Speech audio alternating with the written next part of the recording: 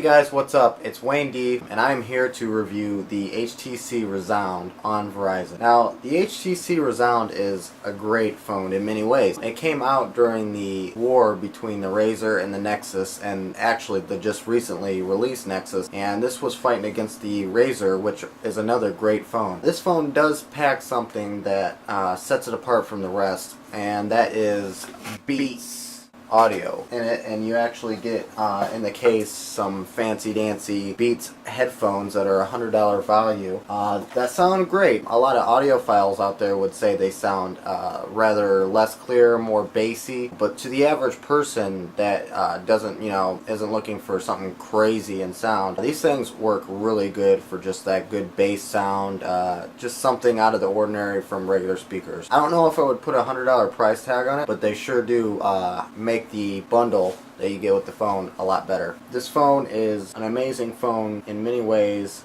It's reminiscent of the Thunderbolt. It is its predecessor. It's a little thicker than most phones. I have a Droid X right here, and as you see, the Droid X is actually, it looks like just about the same size. And the Galaxy Nexus that was just released is quite thinner and very light. This thing is chubby as a phone, but that doesn't mean it's all that bad either. And it's also got this awesome back material. This back material right here is made of a rubbery plastic composite that really feels good on the hand, and it doesn't allow you to slip and drop the phones. I have a lot of friends that have Evos that this is kind of like the Evo. They have trouble slipping out of their hand. This would really help that. If I take the back off here, I want to just show you guys how reminiscent of the Droid Incredible this is.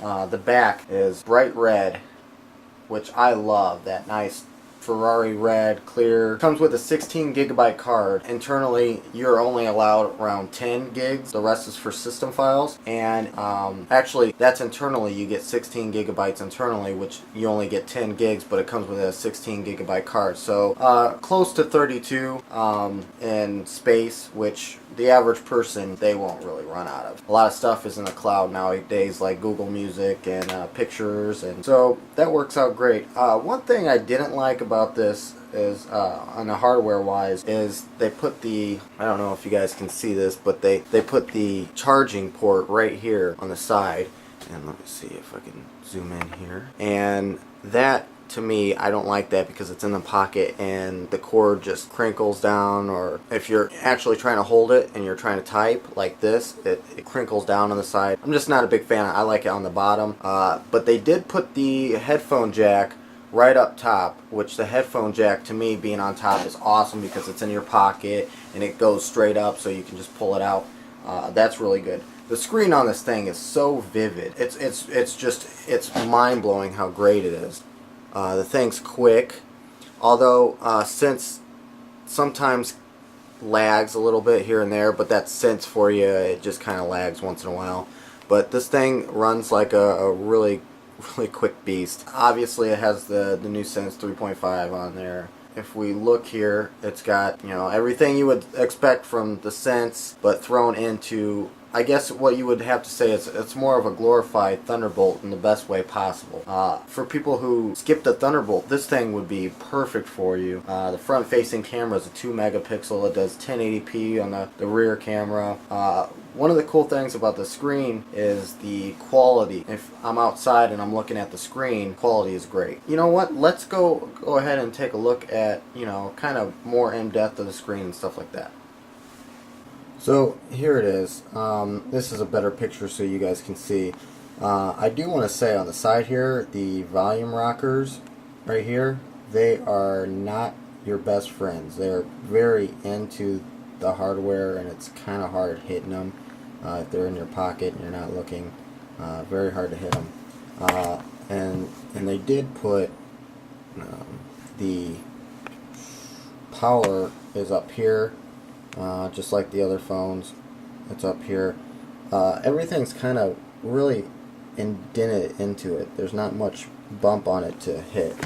That's kind of a, I don't know. I'm just being nitpicky, but to me, it's kind of hard to deal with. If you look right here, you got red instead of the basic white on the bottom capacitive keys. These shine red, you know, especially in low light you can see them a lot better. Very cool, I like that. I like when they mess with this. If you remember the Incredible 2, if you turned it like this, they were actually built in, like kind of like screen. Oh, well, there you go, you can see them a little bit better. But they're nice and red, very reminiscent of the Beats. This is a 4G unit, and this 4G unit flies. I had the luckiness, if you would, of testing out the 4G in my area. We just got it not too long ago, and this thing flies.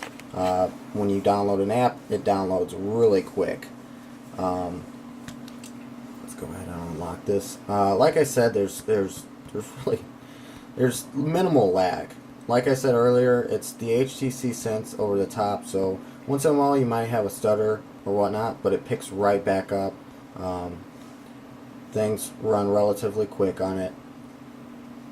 Anybody who is looking for their first Android phone, this right here would be perfect for them, because it's an HTC phone, you know, and HTC, they put their Sense over the top, and some people hate it, some people like it. To me, it just enhances, you know, someone who's newer to Android, and enhances the experience a little bit better. This isn't running Ice Cream Sandwich. The Nexus right here is, as you see, it's running Ice Cream Sandwich, and you can see the screens on these things. They're both relatively great. I did find a little better natural color on this one, but this one seems a little more clear. This screen actually has a high DPI, which, when looking on the internet at places, the text, you can have more stuff on the screen at once, so it's a little easier to read. You don't have to scroll around as much, and the words are going to be a lot crisper, which we like. There's a lot to say about this phone, and I don't want to keep on going on about the same stuff, but this thing is a powerhouse. It's going up against the Droid Razr, the Nexus, which is hard to do because they're both great phones. But people really need to look at this phone a little bit more. It's going to have Ice Cream Sandwich, as I was saying before. I got sidetracked. HTC will be putting Ice Cream Sandwich on this. That would just make this device that much better, way more smoother of an operating system. But I mean, as you see, this thing just flies as is. You got your Verizon apps that come with it. Go ahead and check those out. And I like how they put a little Verizon tab on here so you can see your downloaded, your frequent. Very cool. Good job, guys. Sense HTC. But this phone, matched up with Verizon's great network, you got a win-win situation. I would recommend it. The only downfall I said really was that as far as the buttons being pretty thin.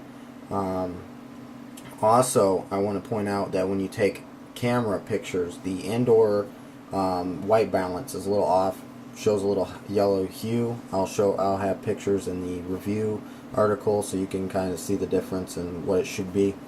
But all in all, this phone is great, and I recommended it to anybody.